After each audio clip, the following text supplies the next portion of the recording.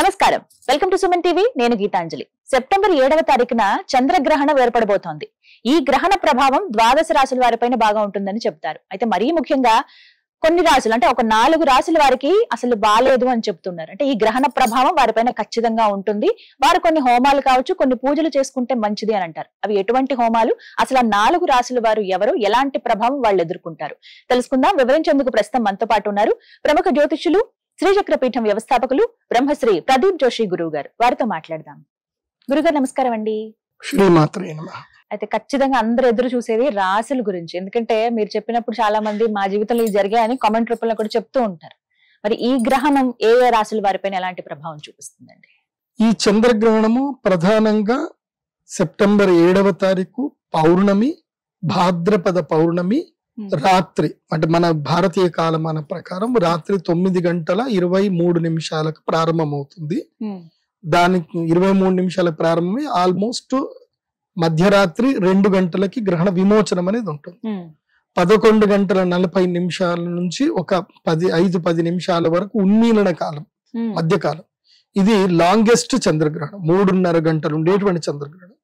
అందులోపల పూర్ణ ఉన్మీలన కాలం వచ్చేసి ఈసారి 8 నిమిషాల వరకు ఉన్మీలన కాలం ఉంది.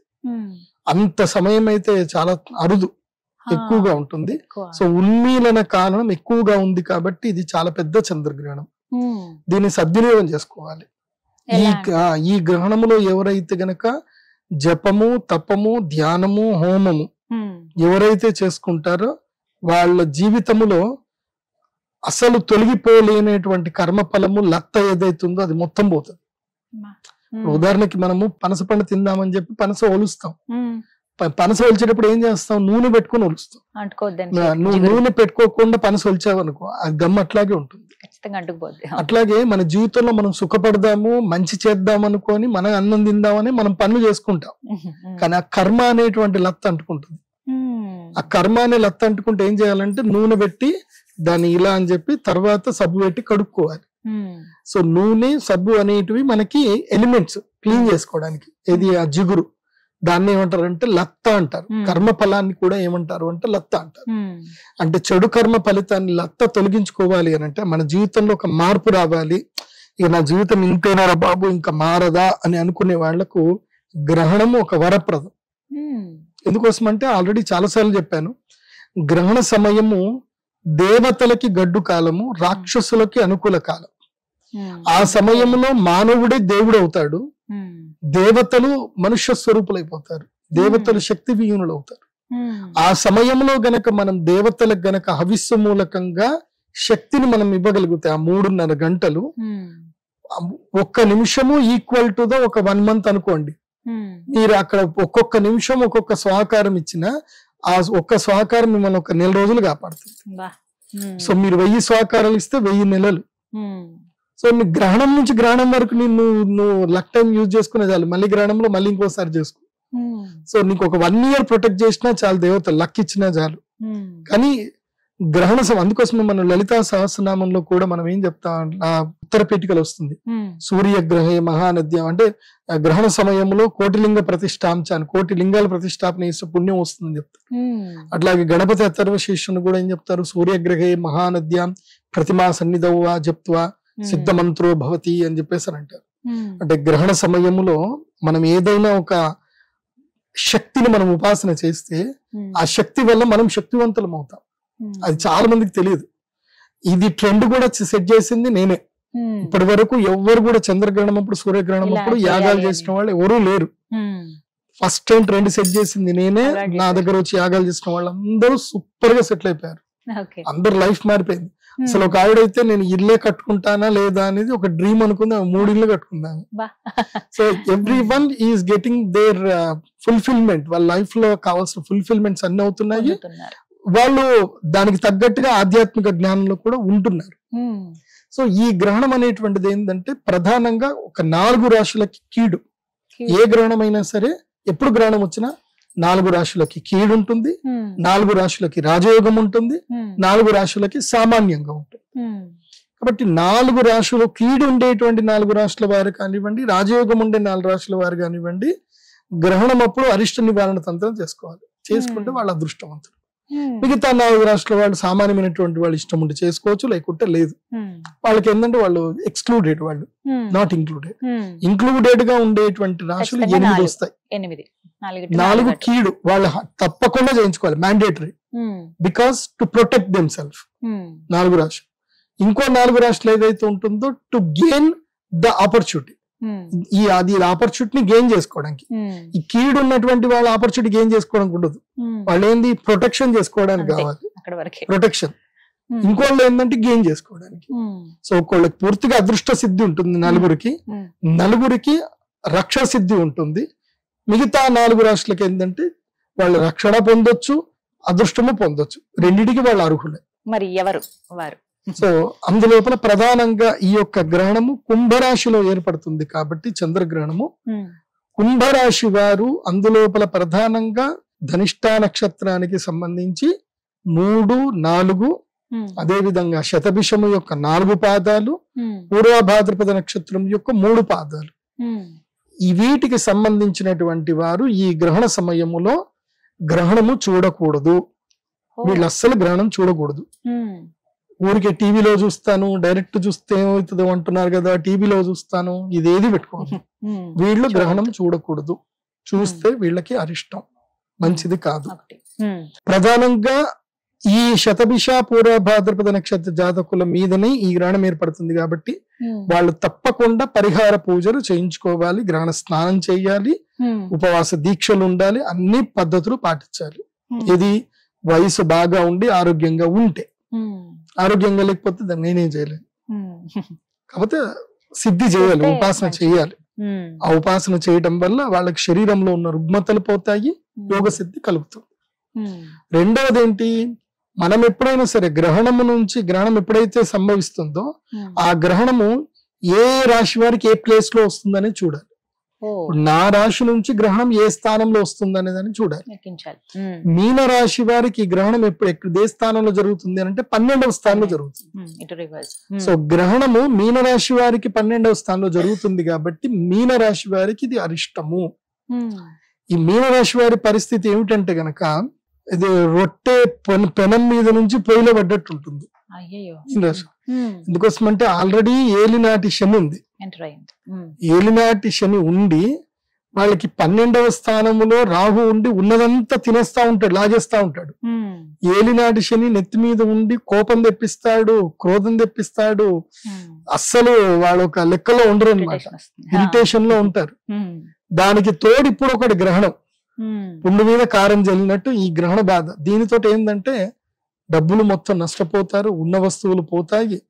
సో ఖర్చులు ఎక్కువైపోతాయి, ఖర్చులు ఎక్కువైపోయి అప్పులు ఎక్కువైతాయి. కాబట్టి మీనరాశి వారికి ఇది కొంచెం గ్రహణ సమయం మంచిది కాదు. కాబట్టి మీరు కూడా ఈ యొక్క యాగం, అరిష్ట నివారణ యాగం చేయించుకుంటే మంచిది. ఎవరెవరికి? కుంభరాశికి ఒకటి ఏంటంటే ఆరోగ్య నష్టము, మానసిక దౌర్బల్యము, ఇవి జరిగే అవకాశం ఉంటుంది. మీనరాశి వారికి ఖర్చులు విపరీతంగా పెరుగుతాయి, దూర ప్రయాణాలు తిరగవలసి వస్తుంది, అనవసర ప్రయాణాలు ఉంటాయి. సో కుంభరాశి, మీనరాశి ఈ 2 రాశులకి మంచిది కాదు. ఇంకా ఏ ఏ రాశుల వారికి గడ్డు కాలం ఈ గ్రహణం వల్ల గురువు గారు? ఇప్పుడు జన్మస్థానం అయిపోయింది, ద్వాదశ స్థానం అయిపోయింది. మనం కొంచెం అటు నుంచి వస్తే అష్టమ స్థానం. తమ రాశి నుంచి అష్టమ స్థానములో గనక గ్రహణం ఏర్పడితే ఆయుర్భంగము, ఆరోగ్య నష్టము, ఆయుర్భంగము.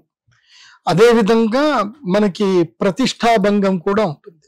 అంటే పరువు నష్టం జరగడము, పరువు పోవడము, రూమర్స్ క్రియేట్ అవ్వడము. ఇది ఎవరికి అనంటే కర్కాటక రాశికి. కర్కాటక రాశి నుంచి కుంభరాశి కౌంట్ చేసుకోవాలి. కర్కం నుంచి కుంభం కౌంట్ చేస్తే 8వ స్థానం అవుతుంది. సో కర్కాటక రాశి వారికి ఈ గ్రహణము మంచిది కాదు. వీళ్ళ కర్కాటక రాశి వాళ్ళు ఈ గ్రహణ సమయంలో మాత్రం చాలా జాగ్రత్తగా ఉండాలి. ఈ గ్రహణమైనప్పటి నుంచి ఈ ఏదైతే గనక 40 రోజుల వరకు, ఆల్మోస్ట్ దీపావళి వరకు కొత్త వాహనాలు కొనుక్కోవడం గానీ చేసుకోకూడదు. చాలా మంది దసరాకి వాహనాలు కొనుక్కుంటారు. కర్కాటక రాశి వాళ్ళు ఈసారి వాహనం కొనుక్కోకూడదు, దీపావళి దాకా కొనుక్కూడదు. దీపావళి తర్వాత కావాలంటే సూర్యగ్రహణం అయిపోయిన తర్వాత, దీపావళికి అమావాస్య అయిన తర్వాత కావాలంటే కార్తీక మాసంలో కొనుక్కోండి. కానీ ఈసారి దసరాలకు మాత్రం కొనకూడదు. ఎందుకోసం అంటే గ్రహణ ప్రభావం తప్పకుండా 30 రోజుల పాటు ఉంటుంది. అందుకే కర్కాటక రాశి వారు ఏంటంటే దూర ప్రయాణాలు చేయకూడదు, దూర ప్రయాణాలు జోలికి వెళ్ళకూడదు. 2 వీలర్స్ నడిపించినప్పుడు చాలా జాగ్రత్తగా ఉండాలి. ట్రాఫిక్ రూల్స్ భయంకరంగా పాటించాలి, తప్పకుండా పాటించాలి. సో కర్కాటక రాశి వారు ఆరోగ్య విషయంలో అప్రమత్తంగా ఉండాలి. బయట ఫుడ్ ఏది కూడా తినకూడదు. మోస్ట్లీ మీరు కర్కాటక రాశి వాళ్ళకి చెప్పేది ఏంటంటే ఒక 2 నెలల పాటు వెజిటేరియన్ గా ఉండండి. ఒక 2 నెలల పాటు ఈ నాన్ వెజ్ మానేసేయండి, వెజిటేరియన్ గా ఉండండి. చింతపండు కూడా మానేసేయండి, చక్కెర కూడా మానేయండి అని చెప్తా. ఇంకేంటి గురుగారు ఇంకేం తినకుండా ఉండాలి అట్లా అన్నట్టు ఉంటుంది. కానీ నిషిద్ధం. మీ యొక్క నియమాల ప్రకారంగా మీరు ఉండండి. ఆరోగ్యం కాపాడుకోవడం చాలా ముఖ్యం. ఇంకోటి ఏంటంటే కర్కాటక రాశి వారికి ఇంకో విషయం ఏంటంటే చెవులు బాగా గట్టిగా మూసుకోండి. చెప్పుడు మాటలు ఎక్కువగా వినాల్సి వస్తుంది. చెప్పుడు మాటలతోటి జీవితం పాడు చేసుకుంటారు. అష్టమ స్థానం అంటే ఆయుష్ స్థానం. ఇప్పుడు మనం మంచిగానే ఉంటాం, మనకి ఏం జరిగింది ఉండదు, మనం ఏం తప్పు కూడా చేసి ఉన్నాం. కాకపోతే రూమర్స్ క్రియేట్ చేస్తారు. రూమర్స్ క్రియేట్ చేసి మన మీద లేనిపోని అభాండాలు చెప్పి మనల్ని ఇబ్బంది పెడతారు. సో ప్రతిష్టాభంగం కూడా జరుగుతుంది. కాబట్టి ఏది పట్టించుకోవద్దు. నీ సంతోషము నీ ఆస్తి, నీ ఆనందము నీ ఆస్తి. అది ఎవరు దాన్ని నాశనం చేయరు. Unless you entertain them. నువ్వు వాళ్ళని ఎంటర్టైన్ చేసే తప్ప నీ సంతోషం పోదు. నీ సంతోషం నీ దగ్గరనే ఉంటుంది. నువ్వు సంతోషంగా ఉండాలా దుఃఖంగా ఉండాలన్నది అది నీ చాయిస్. వాళ్ళు మనిషి అన్న ప్రతి ఒక్కడు ఏంటంటే నేను దుఃఖపెట్టడానికే ట్రై చేస్తాడు, సూటిపోటి మాటలు చెప్పడానికే ట్రై చేస్తాడు. ఎందుకోసం అంటే నువ్వు ఎంత దగ్గుతో వాడికి అంత లాభం. కాబట్టి నువ్వు వినడం తక్కువ చేసుకోవాలి. కర్కాటక రాశి వారు చెవులు మూసుకోవాలి, చెప్పుడు మాటలు వినకూడదు. వాళ్ళు నువ్వు అలా చేసేయి ఇలా చేసేయి నీకేంది నేనున్నాను ఇవన్నీ అంటారు. ఎవడూ రాడు, కష్టం వచ్చినప్పుడు ఎవడు రాడు. కాబట్టి ఎవడు ఏదో చెప్పారని చెప్పి మీరు పొంగిపోయి ముందుకెళ్ళకండి. దుర్మార్గులు ఏం చేస్తారంటే మనల్ని బరిలోకి దోస్తారు, వెనకుండి ఎంటర్టైన్మెంట్ చూస్తారు. సో అలాంటి దానికి గురి కావద్దు. కర్కాటక రాశి వారు చాలా జాగ్రత్తగా ఉండాలి ఈ గ్రహణ సమయంలో. మీరు కూడా యాగం చేసుకుంటే చాలా మంచిది. యాగానికి బుక్ చేసుకోండి.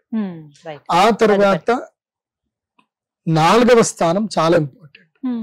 4వ స్థానం ఏది అంటే వృశ్చిక రాశి. వృశ్చిక రాశి నుంచి గ్రహణం 4వ స్థానం. అంటే వృశ్చికం, ధనస్సు, మకరం, కుంభం 4వ స్థానం కదా. సో వృశ్చిక రాశి వారికి సుఖస్థానములో గ్రహణం జరగబోతుంది. సుఖస్థానంలో గ్రహణం జరిగితే ఏమవుతుంది అంటే సుఖం పోతుంది, సుఖం ఉండదు. అంటే ఇల్లు అమ్ముకోవాల్సిన పరిస్థితులు వస్తాయి. ఆ 30 రోజులు చాలు. గ్రహణ ప్రభావం కనుక గట్టిగా పడింది అనుకోండి, ఆ 30 రోజుల్లో ఏదో ఒకటి జరుగుతుంది. ఆ ఇల్లు తాకట్టు పెట్టడమో, అప్పు తీసుకోవడమో, ఏదో వ్యాపారం పెట్టడమో, ఆ ఉన్న వ్యాపారం అంతా పోయి ఇల్లు ఆక్షన్లకు వెళ్ళిపోవడం ఇట్లా జరుగుతుంది. సో ఈ 30 రోజులు తాకట్టు పెట్టడం, బంగారం తాకట్టు పెట్టకూడదు, అప్పు తీసుకోకూడదు, ఇల్లు తాకట్టు పెట్టకూడదు. ఈ 30 రోజులు ఫినాన్షియల్ డీల్ చేయకూడదు. ఏ ఫినాన్షియల్ డీల్ చేసినా అంతే. అండ్ 4వ స్థానానికి ఒకటి ఏంటంటే గృహము, వాహనము, మాత, సౌఖ్యం ఇవన్నీ వస్తాయి. సో తల్లిగారి పట్ల ఆరోగ్యం చాలా జాగ్రత్తగా చూసుకోవాలి. మీ అమ్మగారి ఆరోగ్యం పట్ల అప్రమత్తంగా ఉండాలి. బాత్రూమ్లు సరిగ్గా మీరే వెళ్ళి కడగండి. నేను ఎందుకు ఇంత ఓపెన్ చెప్తున్నా అంటే అనుభవపూర్వకంగా చెప్తున్నా. ఇప్పుడు మన ఇంట్లో ఆడవాళ్ళు అమ్మ ఎక్కడికి పోదు, అమ్మ ఇంట్లోనే ఉంటుంది, ఇంకేడిపోతుంది. అమ్మ ఇక్కడ ఇంట్లో ఉంటుంది. ఇంట్లో అమ్మ కష్టం వస్తే 2 చోట్లనే కష్టం వస్తుంది. ఒకటి ఏంటంటే ఇంట్లో ఎక్కడైనా జారి పడితే దెబ్బ తగులుతుంది, లేదంటే ఆ సిలిండర్ లో ఏవో ఒకటి జాగ్రత్త చూసుకుంటే చాలు. అమ్మతోటి కూరగాయలు కట్ చేయించకండి, మీరే కట్ చేయండి. సో అమ్మని మీరు జాగ్రత్త చూసుకునే ప్రదేశాలు ఇవి మాత్రమే. నాకెందుకు అమ్మ బాత్రూమ్లు కడుగుతుందా అనుకోకండి, మీరే వెళ్ళి బాత్రూమ్లు బాగా క్లీన్ చేయండి. ఎందుకోసం అంటే అక్కడనే పాచి పడుతుంది, వర్షాకాలము జారి అక్కడ పడితే దెబ్బలు తాకుతాయి. మా కేసీఆర్ గారు అట్లనే పడిపోయి పాపం ఆయన దెబ్బలు తాగించుకున్నారు. కేసీఆర్ గారు ఆయనకి 2 సార్లు 3 సార్లు దెబ్బలు తాగించుకున్నారు కేసీఆర్ గారు. సో అట్లాగే ఎందుకోసం అంటే పెద్దవాళ్ళకి ఎలా ఎక్కడ ఎప్పుడు వెళ్తారో తెలియదు వాళ్ళకి. కాబట్టి ఇంట్లో మీ అమ్మగారిది మీ నాన్నగారిది బాధ్యత మీదే. చతుర్థ స్థానములో గనక గ్రహణం జరిగితే తల్లిదండ్రులకి హాని, నీకేం కాదు. నీకు పోయేదల్లా డబ్బులు పోతాయి, ఇల్లు దూరం అవుతుంది, కుటుంబంలో ఎవరికొకళ్ళకి ఏదో ఒక ఇంజురీస్ జరుగుతాయి, నువ్వు డబ్బులు అక్కడ ఖర్చు పెట్టాల్సి వస్తుంది. కాబట్టి వృశ్చిక రాశి వారు కొంచెం అప్రమత్తంగా ఉండాలి ఈ విషయంలో. సో ఈ 4 రాశులకి మంచిది కాదు. ఏ 4 రాశులు అంటే జన్మస్థానమైనటువంటి కుంభరాశి, ద్వాదశ స్థానమైనటువంటి మీనరాశి, అష్టమ స్థానమైనటువంటి కర్కాటక రాశి, చతుర్థ స్థానంలో గ్రహణం జరుగుతున్నటువంటి వృశ్చిక రాశి. ఈ 4 రాశులకి మంచిది కాదు. హోమాలు అవి చెప్పారు కదా గురువు గారు, ఎక్కడ చేయించుకోవాలి, ఎలా చేయించుకోవాలి? ఇది మా శ్రీచక్ర పీఠంలోనే యాగం చేస్తాం. శ్రీచక్ర పీఠంలో రాత్రిపూట యాగం ఉంటుంది. కేవలం 100 మందికి మాత్రమే అవకాశం. త్వరపడాలి. 100 మందికి మించి ఎవరిని బుకింగ్స్ అల్లి స్టార్ట్ అయ్యండి. నా వెబ్సైట్ లో pradeepjoshi.com వెబ్సైట్ లోనే బుకింగ్స్ ఉంటాయి. డైరెక్ట్ గా వెబ్సైట్ త్రూనే బుకింగ్ చేసుకోండి. 100 మందికనే ఎందుకు పెట్టారు లిమిటేషన్? అంటే నేను అంత తట్టుకోలేను. నేను అంతమంది మాట్లాడేసరికి నేను అంతమందికి టైం ఇవ్వలేకపోతాను. నేను అసలు ఆ క్రౌడ్ తట్టుకోలేను నేను. సో 100 మంది అనేసరికి ఆ 100 మందికి నా మీదనే ఉంటుంది గురుగారిని కలవాలి, గురుగారితో మాట్లాడివ్వాలి అని అంటారు. నేను ఆ 100 మందిని కలిసి వాళ్ళందరికీ ఇప్పుడు ఆ గ్రహణ సమయంలో పూజ ఎట్లుంటుంది అంటే, ఫస్ట్ అందరిని ఎవరైతే జాతకాలు వాళ్ళందరివి పేపర్లన్నీ తీసుకుంటాం, వాళ్ళకి అప్లికేషన్స్ ఇస్తాం. వాళ్ళ బాధలు ఏందో వాళ్ళు మొత్తం రాయాలి. అక్కడ అభీష్ట సిద్ధి గ్రంథం ఉంటుంది మా దేవస్థానంలో. ముందుగానే వచ్చి అభీష్ట సిద్ధి గ్రంథంలో వాళ్ళ పేర్లు అవన్నీ కూడా రాసుకొని వాళ్ళ కోరికలు ఏందో రాసుకోవాలి. ఆ అమ్మవారి ముందు నివేదన తీసుకోవడం. తర్వాత ఏదైతే గనక గ్రహణ పూజ స్టార్ట్ అవుతుందో దానికి నేను సిద్ధం అయ్యి ఉండాలి, రెడీగా జపం అంతా చేసుకొని రెడీ ఉంటాను.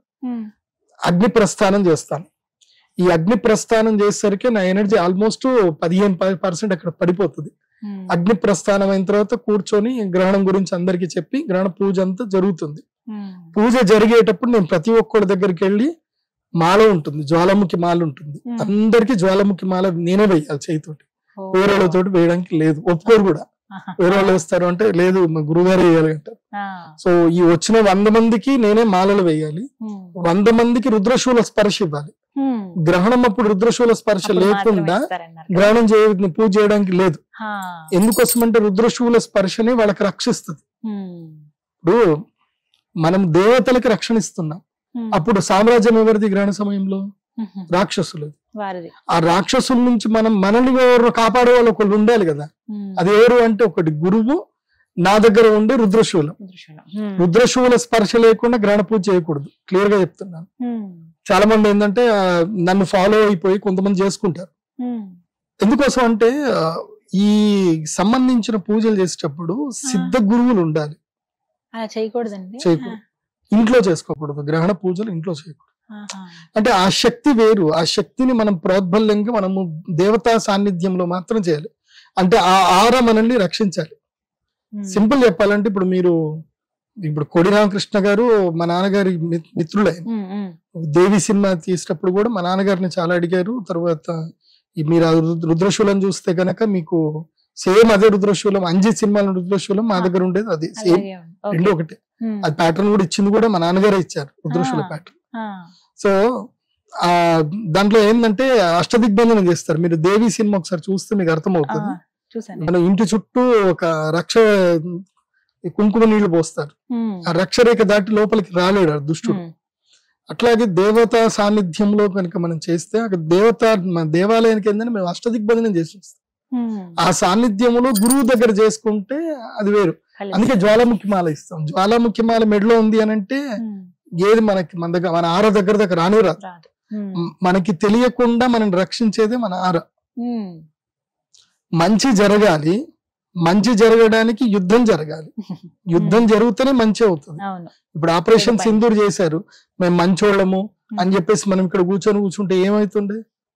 ఆపరేషన్ సింధూర్ చేశారు కాబట్టి ఇవాళ మన భారతీయుల స్త్రీల సింధూరం అంతా నిలబడింది. కాబట్టి ఇలాంటివి జరుగుతానే ఉంటాయి. మనము ధర్మానికి, అమ్మవారికి అనుకూలం యాగం చేసుకుంటాం. మన జీవితం ఉద్ధారం అవ్వాలని చేస్తాం. అంతేగాని ఏదో ఎవరికో నష్టం జరగాలని మనం చెయ్యం. కాకపోతే ఆ చేసే పద్ధతిలో లోపం ఉండకూడదు, జాగ్రత్త ఉండాలి. అంతకుమించి ఏం లేదు, దీంట్లో భయపెట్టేది ఏం లేదు. పద్ధతిగా చేసుకోవాలి అంతే. 100 మందికి అయితే అవకాశం ఉంది. త్వరగా ఇప్పుడే బుకింగ్ చేసుకుంటే అందరికి రుద్రశూల స్పర్శిస్తాము. తర్వాత మళ్ళీ అమ్మవారికి అర్చన ఉంటుంది, అమ్మవారికి తేనెతో అభిషేకం ఉంటుంది. తేనె అభిషేకం చేసిన తర్వాత అందరికి తమలపాకు తేనె ఇస్తాం. అది మ్యాండేటరీ. అది సో దానికైతే ఎగబడిపోతారు, మొత్తం అంత వస్తారు. దాదాపుగా లాస్ట్ టైం షష్టగ్రహ కూటం చేసినప్పుడు దాదాపు ఒక 1000 మంది వచ్చారు. ఒకటేసారి 1000 మందికి ఇంత ఉన్న నాకు ఆ చిన్న 3 గంటల టైంలో 1000 మందికి నేను మాల వేయాలి, 1000 మందికి రుద్రశూల స్పర్శ చేయాలి, 1000 మందికి తమలపాకు ప్రసాదం ఇవ్వాలి. నా వల్ల కాదు, కష్టమైంది. సో అందుకే కొంతమందికి లిమిట్ పెడతాను. సో అది చేసిన తర్వాత మళ్ళీ ఇదంతా అయిన తర్వాత ఇదంతా ఒక ఎత్తు, గ్రహణం మొత్తం పూర్ణాహుతి అవుతుంది, గ్రహణం అయిపోతుంది, అందరికి మంత్రం చెప్తాము. ఇదంతా అయిపోయిన తర్వాత రెండోది పార్ట్ 2 ఏంటంటే వీళ్ళందరినీ గోదావరి తీసుకెళ్ళాలి. గోదావరి నదికి తీసుకెళ్లి గోదావరి నదిలో స్నానం చేయాలి. గ్రహణ విమోచన స్నానము నదిలోనే చేయాలి. పట్టు స్నానము ఇప్పుడు ఇంట్లో సాధారణంగా పట్టు స్నానాలు, విడుపు స్నానాలు మీరు ఇంట్లో చేసుకోండి. ఇంట్లో కొంచెం ఉప్పు వేసేసి, నీళ్ళలో ఉప్పు వేసి చేసేసుకోవచ్చు. కానీ మేము చేస్తున్న పూజలకి ఏంటంటే పట్టు స్నానము దేవాలయంలో చేయాలి, విడుపు స్నానం వెళ్ళి గోదావరిలో చేయాలి. గోదావరి నదికే ఆ శక్తి ఉంటుంది, నీ మొత్తం తీసుకెళ్లే శక్తి. నువ్వు ఏదైతే గ్రహణ సమయంలో చేసుకున్నటువంటి విమోచన, పాప విమోచనం ఏదైతే ఉందో అది నువ్వు గోదావరి నదిలో వెళ్ళే వదలాలి. అది కూడా రుద్రశూల స్పర్శతోటే వదలాలి. పద్ధతి అది. సో ఆ పద్ధతి ప్రకారమే చెయ్యాలి. సో మళ్ళీ నేను అక్కడికి వెళ్ళాలి, గోదావరి నదిలో చలిలో. నేను తెల్లవారుజామున నేను నదిలో మునిగి నేను రెడీ ఉండాలి. అందరికి తలకి రుద్రశూలం పెట్టి ముంచాలి, నేనే ముంచాలి. సో ఎంతమంది వస్తే అంతమందిని ముంచాలి. సో అంతమందిని ముంచి మళ్ళీ అక్కడి నుంచి మళ్ళీ గుడికి వచ్చేసి అప్పుడు అందరికి యంత్రాలు ఏవైతే ప్రసాదం ఏదైతే ఉందో వాళ్ళందరికి యంత్ర ప్రసాదం గ్రహణం అయిన తర్వాత ఇవ్వాలి. గ్రహణం టైంలో ఇవ్వకూడదు. గ్రహణం మొత్తం అయిపోయిన తర్వాత నేను శుద్ధ స్నానం చేసిన తర్వాత మళ్ళీ జపం చేసుకున్నాక అప్పుడు నేను వాళ్ళందరికీ ప్రసాదం, యంత్ర ప్రసాదం ఇచ్చి అప్పుడు అందరికి టాటా బాయ్ బాయ్ చెప్పాలి. ఈ బాయ్ బాయ్ చెప్పే సమస్యల్లో గురుగారు నాకు ఆ సమస్య ఉందని మనిషికి ఒక్కళ్ళు 5 నిమిషాలు కూర్చుంటారు, 5 నిమిషాలు ఇంటూ 1000 మంది వేసుకోండి, 100 మంది వేసుకోండి, 500 నిమిషాలు. మళ్ళీ ఒక్కళ్ళు కూడా మరీ ఏదైనా చిన్నగా బ్రీఫ్ గా అయిపోతారంటే కాదు, మొదటి నుంచి స్టార్ట్ చేస్తారు. ఆ 5 నిమిషాల సమయంలో 10 నిమిషాలు మొత్తం చెప్పాలి. మాకు అది జరిగిందండి, ఇది జరిగిందండి. లేదు ఇప్పుడు నేను వినను అంటే బాగా అలుగుతారు, మళ్ళీ అదొక అలక. సో అందరి బాధలు వినాలి. అది విని విని విని విని ఒక ట్రోమా అయిపోతుంది తెలుసా. 3 రోజుల దాకా నేను లేవలేను ఇంకా. ఒక్కళ్ళ బాధ కాదు, చెప్పుకోవాలని ఉంటుంది కదండి. అది చెప్పాలి, ఇంకేం చేయాలి. అందుకే మొదలే బుక్ చేసుకోండి, ఫస్ట్ కమ్ ఫస్ట్ సర్వ్. ఈసారి టోకన్ సిస్టమ్ పెట్టాం, నంబర్ 1, 2, 3 అందరు రూల్ నెంబర్ పెట్టి పిలుస్తాం. ఇంకా అందరికి ఒక టోకన్ ఇచ్చేస్తాం, మెడలో టోకన్ వేసుకోవాలి, ఆ నంబర్ ప్రకారమే రావాలి. అది పద్ధతి. మొత్తం మీద ఇలా హోమం అయితే చేయించుకోవాలి. చేయించుకోవాలి. ధన్యవాదాలు గురుగారు, నమస్కారం. శ్రీమాత్రే.